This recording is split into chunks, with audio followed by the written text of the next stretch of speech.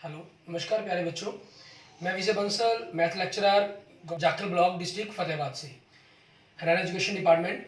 आज हम अपनी मैथ की क्लास के अंदर कुछ सीखेंगे। मेरे प्यारे स्टूडेंट्स, आज हम स्टार्ट करेंगे क्लास 10th का हमारा चैप्टर फर्स्ट रियल नंबर्स। ठीक है, उसकी एक्सरसाइज 1.1 को हम स्टार्ट करेंगे। इंग्लिश मीडियम के अंदर आपका ये मैटर रहेगा सारा का सारा। जो फर्स्ट चैप्टर है आपका रियल नंबर्स के बारे में है। रियल नंबर्स के अंदर जो हम इसके अंदर मेनली जो चर्चा करेंगे रियल नंबर्स के अंदर, रियल नंबर के बारे में भी हम जानेंगे।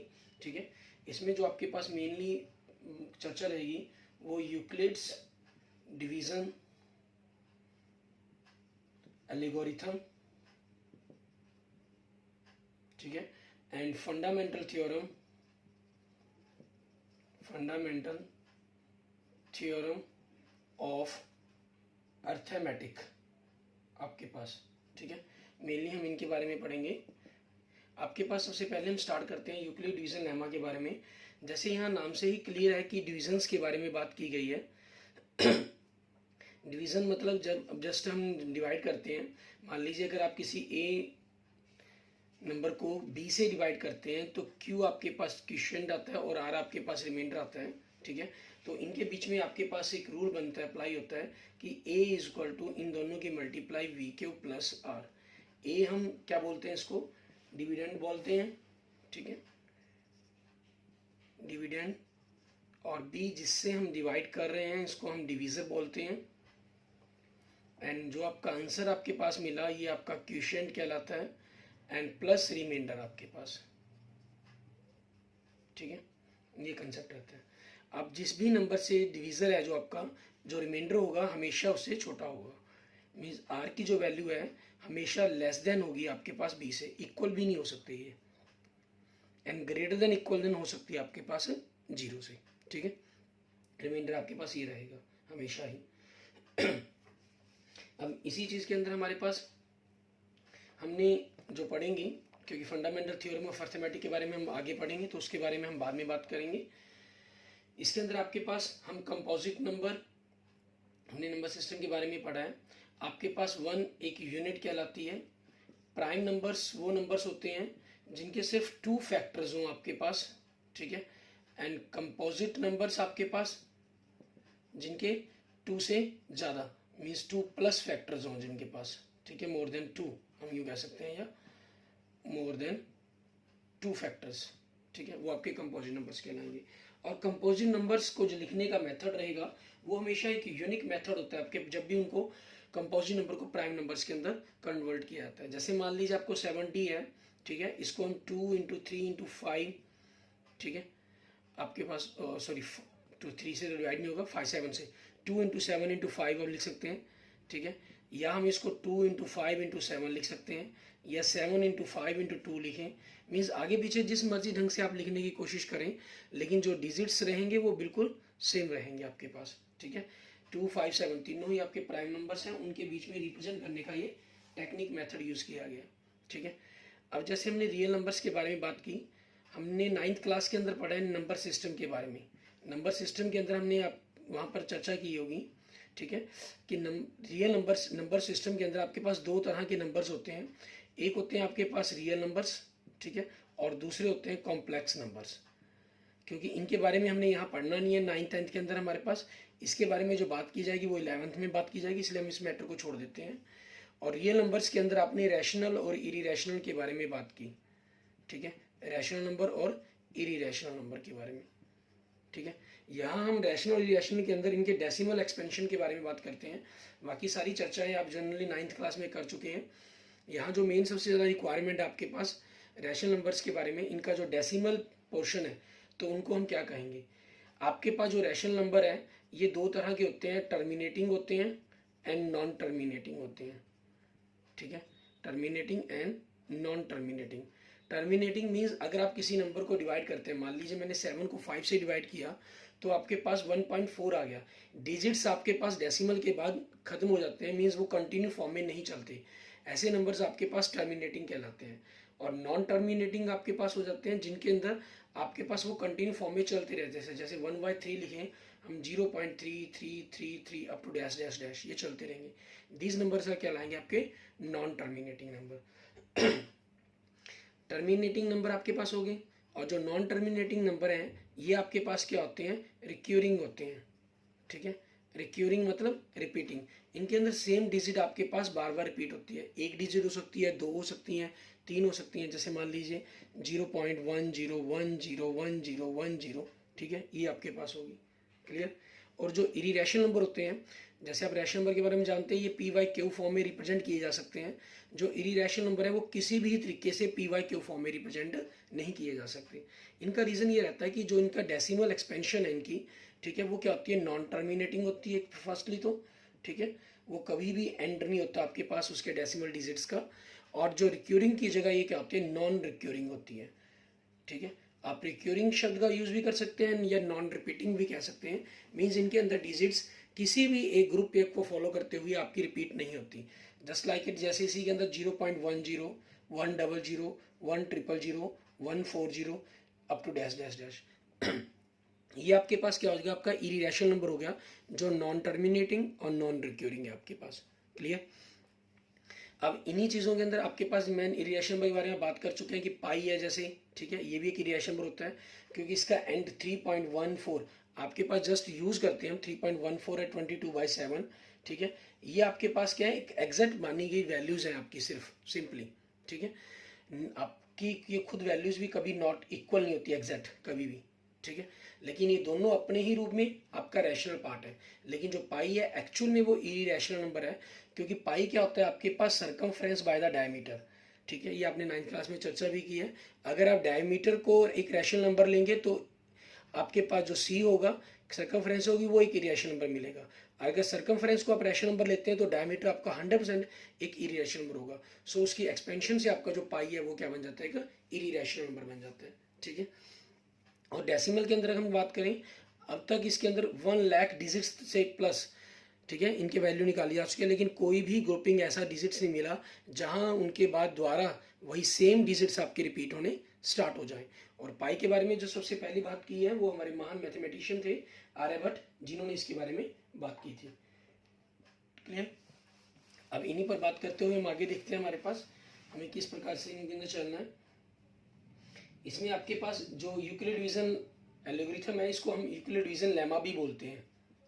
ठीक है, आपके पास ये कंसेप्ट का भी यूज किया जाएगा। यूक्लिड डिवीजन लेमा के बारे में, जो हमारे पास यूक्लिड डिवीजन लेमा कहें या यूक्लिड डिवीजन एल्गोरिथम कहें, हम थ्योरम्स कहें, ठीक है, आपके पास इनमें क्या रहता है, इसके एल्गोरिथम के बारे, कंसेप्ट के बारे में एक विशेष सीरीज हम यूँ कह सकते हैं। ठीक है, जिसकी हेल्प से इस प्रॉब्लम्स को सॉल्व किया जाता है, जिस कारण ही इसको एल्गोरिथम शब्द यूज किया गया। इसके बारे में जो एक महान फ्रांस मैथमेटिशियन थे हमारे अल-ख्वारिज़मी, ठीक है, उन्हीं के नाम पर, ठीक है, ये हमारे पास जो मैथमेटिशियंस का एल्गोरिथम शब्द है, ठीक है, उनके बारे में बात की गई है।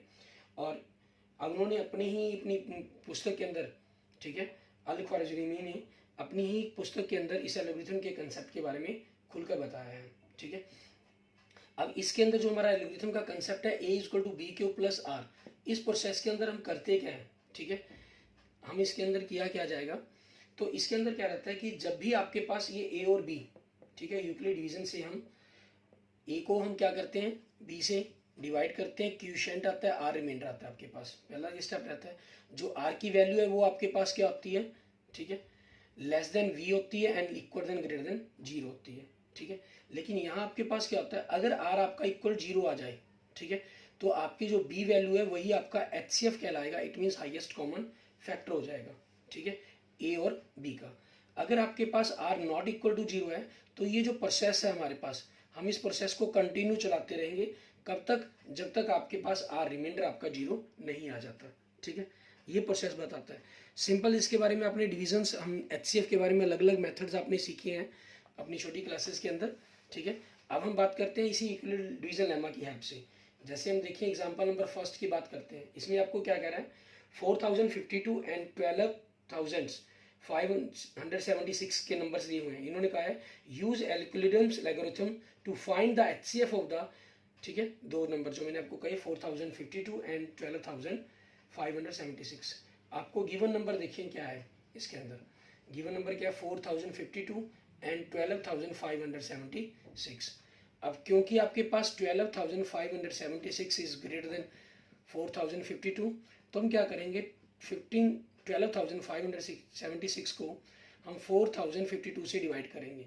तो डिवाइड करने पर आपको क्लियर हो रहा है कि जो क्वेश्चन है आपके पास वो अप्रोक्सीमेट 3 आएगा, ठीक है, और रिमाइंडर आपके पास क्या हो जाएगा 420। अब चाहें तो यहाँ से इनको डिवाइड भी करके देख सकते हैं मेरा वर्क के अंदर, फेयर पर करना चाहे तो फेयर पर भी कर सकते हैं, कोई जरूरी नहीं रफ पर ही करना, ठीक है। 420 आपने डिवाइड, सॉरी 4052 3 से आपके पास, तो ये क्या हो गया 12,000 आपके पास 156 024 आपके पास ही हो जाएगा।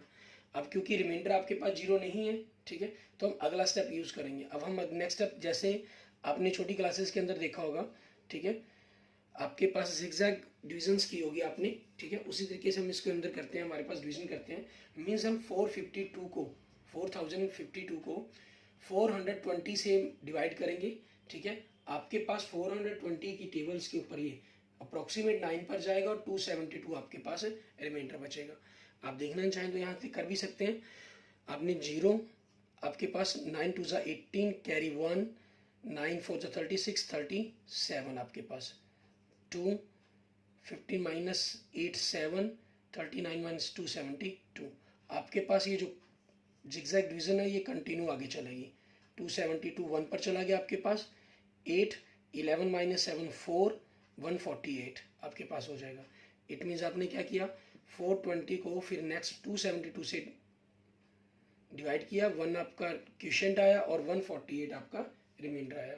फिर हम क्या करेंगे 272 को, क्योंकि रिमाइंडर अभी तक जीरो नहीं आया आपके पास, ठीक है, हम किससे डिवाइड करेंगे 148 से, ठीक है, आपके पास फिर ये 1 आएगा और प्लस आपके पास 124 आपका रिमाइंडर आएगा। फिर नेक्स्ट आपके पास 148 को आप 124 से डिवाइड करेंगे, आपका 1 क्वेश्चन आएगा और रिमाइंडर आपके पास क्या आएगा आपका 24 आएगा। फिर आप 124 को 24 से डिवाइड करेंगे, 5 आपके पास क्वेश्चन आएगा और आपके पास 4 आपका रिमाइंडर आएगा।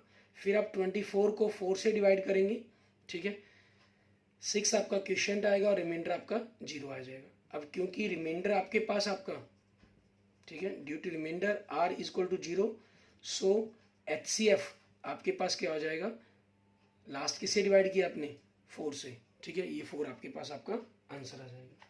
क्लियर। एंड नेक्स्ट देखते हैं इसी के ऊपर बेस्ड हमारे पास हमारा एग्जाम्पल, ठीक है। एग्जाम्पल अगर हम इसी के बारे में चर्चा करना चाहें तो हम सिर्फ इसी पर बेस्ड हमारे एग्जाम्पल देखते हैं, जिसमें एग्जाम्पल नंबर 4 देखेंगे हम, ठीक है। हम क्योंकि इसमें इसी मेथड से HCF फाइंड आउट करने के बारे में बात करेंगे और इसी पर बेस्ड हम क्वेश्चंस लेंगे आज, ठीक है। सबसे पहले एक है ना, इसमें क्वेश्चन एग्जाम्पल 4 में कह रहा है एक स्वीट सेलर हैज 420 काजू बर्फी एंड 130 बादाम बर्फीज, ठीक है। शी वांट्स टू स्टैक मतलब ढेरियां बनाना चाहती है वो वहां पर, them in such a way that each stack has the same number and take up the least area of the tray के अंदर जिसके अंदर वो रख रही है उसके अंदर, ताकि उसका मिनिमम एरिया कवर हो, ठीक है, उस चीज के कारण वो। And what is the number of that can be placed in each stack for this purpose, ठीक है। तो आपके पास क्या होगा इसमें, दैट मीन्स नंबर्स आपके पास क्या होंगे, गिवन नंबर हम कहें इनको 420 एंड 130, ठीक है। हम क्या करेंगे यूजिंग, ठीक है, किस चीज का, आपके यूक्लिड्स डिवीजन, आप लेमा लिखें लॉगरिथम लिखें, वो जो मर्जी आप लिख सकते हैं, ठीक है।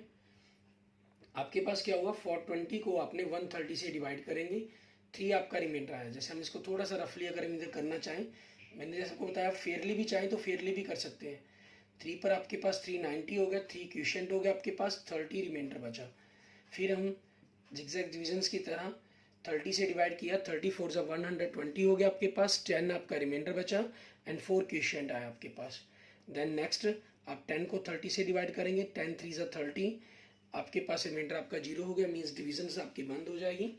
एंड नेक्स्ट आपके पास इसमें 30 रिमाइंडर आया, फिर आपने 130 को 30 से डिवाइड किया, 4 आपका आंसर आया, क्वेश्चन आया एंड 10 आपका रिमाइंडर आया।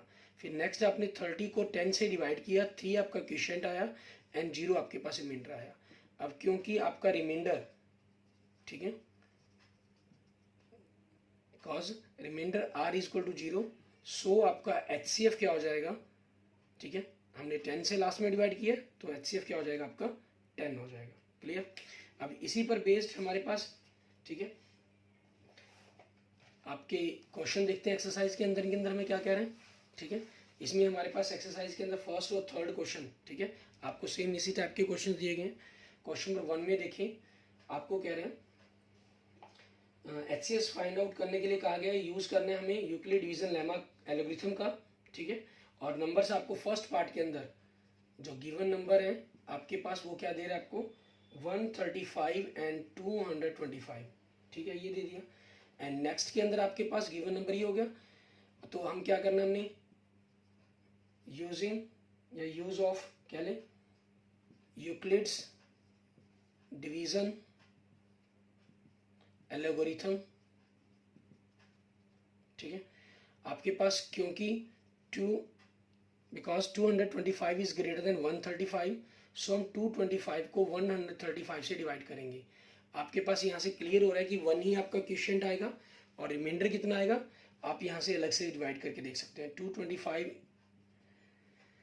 डिवाइड बाई 135, 135 1 जा 0 एंड 9, फिर हम डिवीज़न करेंगे आगे, लॉन्ग डिवीज़न चलेगी आपके पास 91, 45 एंड 90 82 जा, ठीक है, ये आपके पास हो जाएगा। अच्छा, इसमें डिविजन्स में ख्याल रखना होता है, अगर आपके पास ऊपर से उतारने की नहीं, ठीक है, हम डाउन करते हैं ना डिजिट्स को, अगर वो डिजिट्स आपके पास है तब तक तो आप उसको सीधा ही लॉन्ग डिवीजन लेंगे, जिगजैग डिविजन्स के अंदर कन्वर्ट नहीं करेंगे उसको, ठीक है ना। जब आपके पास कोई ऊपर से डिजिट लेने के नहीं रहता तभी आप उसको जिगजैग डिविजन्स के अंदर कन्वर्ट करते हैं, दूसरी तरफ डिवाइड करना स्टार्ट करते हैं, हम जिसे टेढ़ी भाग या तिरछी भाग भी कह लेते हैं। देन नेक्स्ट आपके पास 135 को आपने 90 से किया, 1 quotient and 45 remainder. Then next आपने 90 को किया 45 से, 2 क्वेश्चन एंड रिमाइंडर 0 आपके पास। अब क्योंकि आपके पास क्या हुआ यहाँ पर रिमाइंडर आपका r इज इक्वल टू 0 हो गया, इसलिए HCF आपका क्या हो जाएगा, लास्ट में आपने किससे डिवाइड किया 45 से, ठीक है, सो आपका HCF क्या हो गया 45 हो गया। क्लियर। एंड नेक्स्ट देखते हैं आपके पास इसके सेकंड पार्ट के अंदर हमें क्या कह रहा है करने के लिए, ठीक है। हम इसमें क्योंकि कैलकुलेशन ही चेंज करनी है, ठीक है, हम उसी को चेंज कर देते हैं। आपके पास इसका फर्स्ट क्वेश्चन का हमारे पास सेकंड पार्ट हमें नंबर दे रहा है 196 एंड 38,220, तो आपके पास क्योंकि 38,220 इज ग्रेटर देन 196, सो हम 38,220 को डिवाइड करेंगे 196 से। अब यहाँ से तो आपके पास एग्जैक्ट आपको बिना डिवाइड के क्लियर ही नहीं होगा कंसेप्ट, तो हम क्या करें आपके पास डिवाइड कर लेंगे 38,220 196 से, 196 1 जा 196, 12 माइनस 6 6, 17 माइनस 9 8, 2 माइनस 1 1। अभी ऊपर से डिजिट्स आप हैं बाकी उतारने के लिए, तो आप क्या करेंगे ऊपर से 2 उतारेंगे। अब 196 आपके पास का टेंस 1960 होता है, तो अप्रॉक्सीमेटली 9 पर जाना चाहिए आपके पास, तो 9 से अगर हम डिवाइड करें 9 6 जा 54, 5 9 9 जा 81 प्लस 5 56 आपके पास हो जाएगा, ठीक है, 86 सॉरी, एंड कैरी आपके पास 8 हो गया, 9 1 जा 9 9 और 8 17, आपके पास कितना 98 बचा, अभी ऊपर एक डिजिट पेंडिंग हो रहा है, ठीक है। हम देन 196 5 जा आपके पास कितना हो गया 980 हो गया, सो रिमाइंडर क्या हो गया 0, मीन्स हमें दूसरी तरफ डिवाइड करने की जरूरत ही नहीं पड़ी, आपके पास फर्स्ट स्टेप के अंदर ही आ गया, क्योंकि रिमाइंडर 0 आपने डिवाइड किससे किया था 196 से, सो इसका HCF क्या हो जाएगा आपके पास 196 हो जाएगा। क्लियर। एंड नेक्स्ट देखते हैं आपके पास इसका थर्ड पार्ट, ठीक है, इसके अंदर देखिए हमें क्या नंबर दे रहा है ये आपके फर्स्ट क्वेश्चन के थर्ड पार्ट के अंदर हमें नंबर दे रहे हैं 865 एंड 255। अब क्यों, बिकॉज 865, ठीक है, आपके पास is greater than 255। Clear. So now we divide 860 by 867 divide by 255, 255 3 जा 765 बन जाएगा, 7 माइनस 5 2, एंड आपके पास 6 माइनस 6 0, 8 माइनस 7 1 आ गया। आपके पास ऊपर से डिजिट नहीं है तो हमें जिगजैग डिविजन्स करनी होगी। एंड 2 204 51, फिर again 102 0 and this is the 2 question आपके पास। अब आपने क्या किया, 867 को ठीक है 255 से डिवाइड किया, 3 आपका क्वेश्चन आया एंड 102 रिमाइंडर आया। Because remainder is not equal to 0, so now again divide 255 to divide by 102 and quotient is 2 and remainder is 51. So remainder is not equal to 0. So again division 102 divided by 51 and quotient 2 plus remainder 0. Because remainder are is equal to 0, so HCF is 51. आपके पास ये answer हो जाएगा आपका। Clear? And next आपके पास देखते हैं question number 3 हमारे पास। ठीक है, क्वेश्चन नंबर 3 के अंदर आपके पास ऐसे ही इसी मेथड्स का यूज़ करते हुए हमें क्वेश्चंस को सॉल्व करना है। ठीक है, हम किस प्रकार से उसके अंदर से नंबर लेंगे उनके बारे में हम देखेंगे। हमारे पास क्वेश्चन नंबर 3 आपको गिवन है। 3rd क्वेश्चन के अंदर एन आर्मी कंटिजेंट मीन्स एक हम कह लें ग्रुप आपका मेंबर्स का, आर्मी मेंबर्स का of 616 members is to march behind on arriving band of 32 members. Means आपको जो नंबर्स गिवन है वो 616 एंड 32 हैं एंड 616 इज ग्रेटर देन 32। आगे आपको क्या कह रही है, in a parade the 2 groups are to march in the same member of the column, what is the maximum number of column in which they can march. ठीक है, obviously हमें HCF find out करने के लिए कहा गया इस means के अंदर, तो हम क्या करेंगे 616 को ना वो डिवाइड बाय 32 एंड हम डायरेक्ट इसके गैस नहीं लगा सकते हैं तो हमें डिवाइड करके ही देखना होगा। 32 1 ज़ा 32 आपके पास। ठीक है, and 1 minus 2 not possible, so we carry 11 minus 2 9 and 5 minus 2 9, 5 minus 3 2 and ऊपर से हम क्योंकि डिजिट है पेंडिंग तो 6 उतार लेंगे आपके पास। और आपके पास देखिए 32 10 ज़ा 320 होता है तो अप्रॉक्सीमेट ये 19 पर चांसेस लग रहे हैं। तो 9 2 ज़ा 18 कैरी 1, आपके पास 9 3 ज़ा 27 प्लस 1 28 एंड रिमाइंडर 8।